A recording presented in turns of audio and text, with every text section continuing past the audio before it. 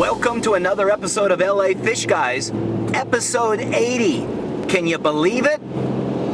Today we're going to be working on a 500-gallon aquarium. This tank I've probably been servicing since about 1994. The fellow who owns it, his name is Scott. He's a good friend of mine. He's one of those guys that kind of seems to do everything in life, bigger than life. Before I met him, this 500-gallon tank actually held large eels as well as sharks. In fact, Scott used to sell sharks to the Mirage Hotel in Las Vegas years ago. Since then, this big 500-gallon tank has been a reef tank, a fish tank, a reef tank, a reef tank, a fish tank, and now it's back to wanting to be a reef tank. Since I've known Scott, he's been through the home stereo phase, the car stereo phase, the classic car renovation phase. I think he's been through the dirt bike and the street bike phase. He had a sand buggy at one time that actually broke his back in. Since then, he's gone into boats. I wouldn't go so far to say it's a ship, but it's a damn big boat. He's got trailers, he's got campers, he's got, I wouldn't call it a camper, I wouldn't call it a motorhome. A coach, I guess, is the polite word, but I'd kind of refer to it as a bus. It's that big. He's gone through the computer phase. He started a computer hardware business. I think he's also done a hobby helicopter business. He even drives a Corvette these days. Well, he's taken a new interest in the aquarium, and I've learned one thing with Scott, and that is when he gets hot on something, get on board with him. And that's what we're going to do today. We're going to show you exactly what he's done in the last 3 weeks to his aquarium, and it's evolving from a fish tank into a very attractive and large coral reef tank. So I'm going to show you a little bit about what we have. We're going to do some maintenance today. We're going to do a 100-gallon water change in this tank, and then we're also going to show you some of the new toys that Scott's added to the aquarium. So come on with us to another episode of LA Fishguys.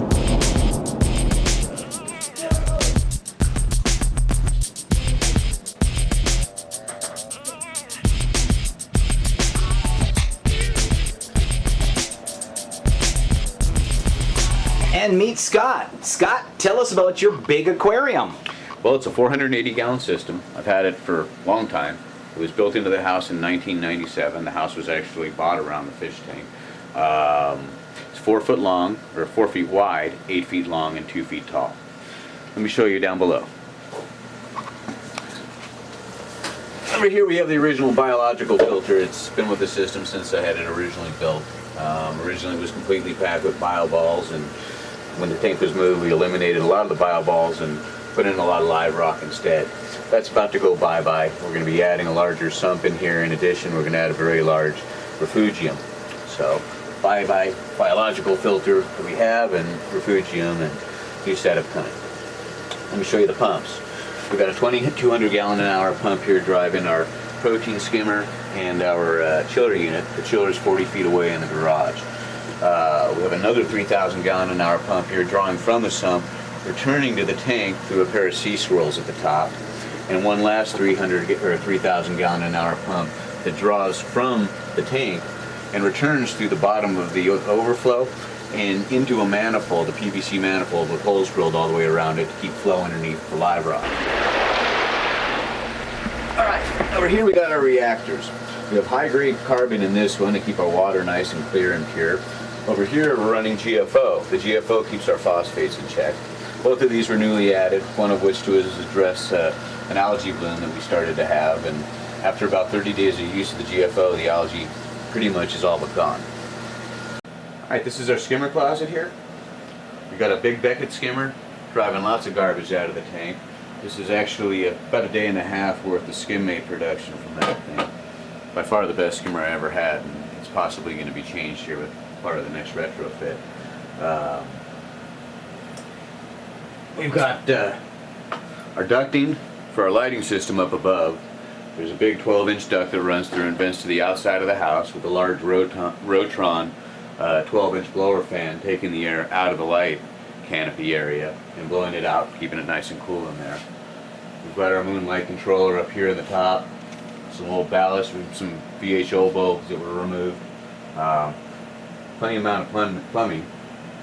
Also have these little elbows coming out where we've got wires coming out. What that is for some Coriala power heads inside the tank. And essentially what we did is we glued some fittings on the back that had threads on them, threaded them into the original return bulkheads because we eliminated some pumps. And these things wire right through the original PVC elbows, and the wires come out the back so you can't see any wires. And there's actually 3 of those power heads in the tank right now with the wires coming out. Let me show you the lights. Up top, we got a pair of 400 watt, 20,000 K bulbs. They're in a pair of Luminart 3 reflectors. We've got our moonlights at the top there as well, little LED ones. Let me show you the neat thing.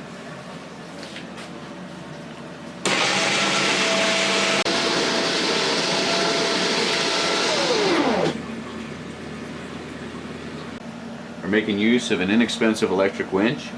It's got a switch over here to make the lights go up and down. From the winch cable, we actually have a set of 4 cables that go to different corners of the light rack up top, and they run through a series of pulleys. For control and monitoring, we got a pair of Aqua controllers here. This one's been with me for the better part of 10 years. It's been a great controller. Here we've got the latest Aqua controller, the Apex version, and essentially controls everything. Every pump that's on the system, every light that's on the system, from full moonlight cycle with dimming moonlights based on how the moon is. It'll control the lights and start them at sunrise, the real sunrise, and the real sunset, though I have preferred times programmed in. Everything electronic in the system is actually controlled by it, and best of all, you can manage it anywhere. It came with a neat little application for your iPod. Actually, you download it for your iPhone rather, and you can control, turn things on and off, and know what everything is and see graphs from anywhere. Also, you can log into it through the internet simply by logging onto my site or the controller port, and you can control everything. For remote control and monitoring, the controller for the system is pretty unique. It's got a web browser that you can log into from anywhere. This is the web browser interface here. Right now we're looking at all the different electronic devices, or the electronic devices that are on the system. Things like pumps, fans, lights, sea swirls, you name it, it's all in there. You can check out graphs here. The graphs section tells you your ORP, your pH, your temperature over the course of a length of time, whether it's a day or a week. You get these neat little graphs here showing that my temperature ranged from 79 to 77.8 over the course of several hours today, so my chiller obviously didn't have to work too hard today. pH level 8.7 to 811 there. ORP.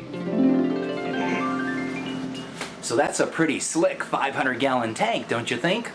So we need to start doing the maintenance here because Scott's got a LA Lakers game he wants to watch.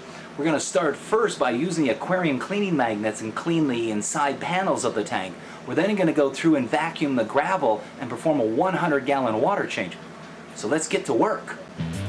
Make it a point to come on back for part 2 as we do the 100-gallon water change, show you how we vacuum the gravel, dispose of the old dirty water, as well as bring the new 100 gallons of water back into the tank. That's part 2 of LA Fishguys, episode 80, the big 500-gallon aquarium.